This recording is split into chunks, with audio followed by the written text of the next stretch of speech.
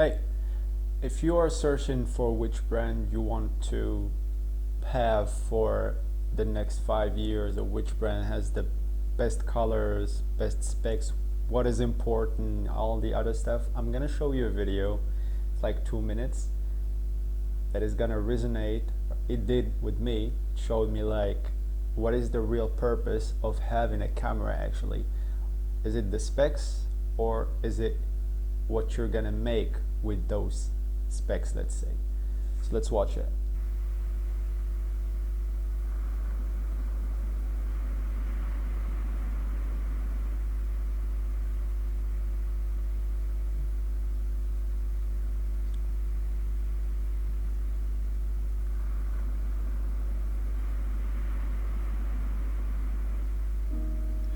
So, why did I switch from Sony to Canon after all?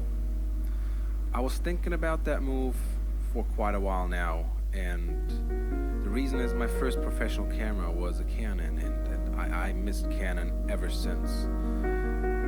I just couldn't answer the question to myself because I had the best hybrid camera out there, the Sony a7 III, according to specs. And of course the community was bashing Canon over the specs and the crop factor when... Just one comment I want to say about the community. Whenever you see a community bashing the people that have a criticism or a comment or whatever about the brand that they're following blindly, at that moment you should know that you belong to a cult, or you're meeting a cult actually. Never underestimate stupid people in groups, because they're really dangerous. That's a quote from the, I don't know who, but anyway. when shooting in 4K.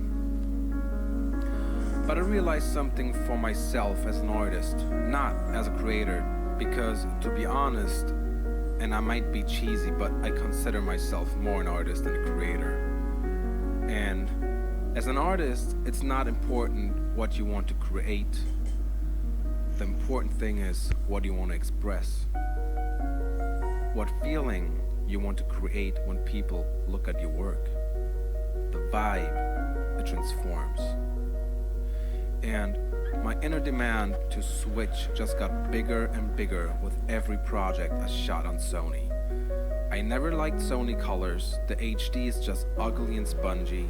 Plus, I didn't feel like a photographer anymore. I felt like I was using a computer. It's weird to describe that feeling, but coming from a Canon DSLR to Sony just never gave me that satisfaction. So one night, I asked myself, what is important to me? Is it the image quality? Yes, sort of, but not really. The frames per second? No.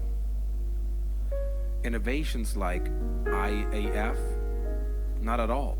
Because if you can't get a portrait in focus without IAF, you're just clearly not a photographer. Color? More important than anything else. So I had the choice, crispy HD and amazing color, and all I had to sacrifice is 120 frames per second. What I'm trying to tell you is, we should pick our system based on what we want to express stylistically, rather than what the specs offer to us. I personally don't care about anything more than colors and vibe. According to specs, yes, the Sony mirrorless cameras are clearly the winner. But according to color, image quality, build quality, the feeling your tool gives you just laying in your hand, pressing the shutter, I just prefer Canon.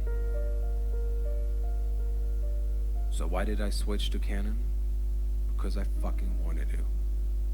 Oh, and I know you have one more question. How about that crop factor thing? Bro, I just got a wider lens. Yep. Another thing about the APAC actually cameras with the crop. I mean, I got fed that the full frame is the best camera. For example, there is the full frame a7 IV, and there's the APAC, for example, Sony FX30.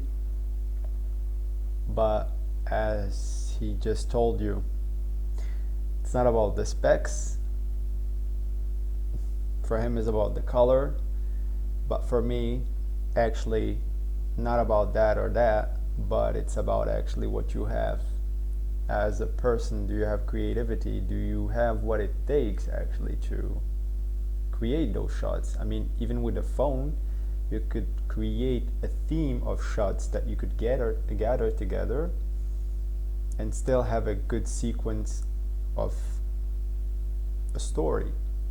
And if you have the best cameras and you don't know how to do these shots and gather them together, then you're gonna have, I don't know, a Moroccan team playing with European team. Anyway, hope you enjoyed the video and you got the idea. Ciao ciao.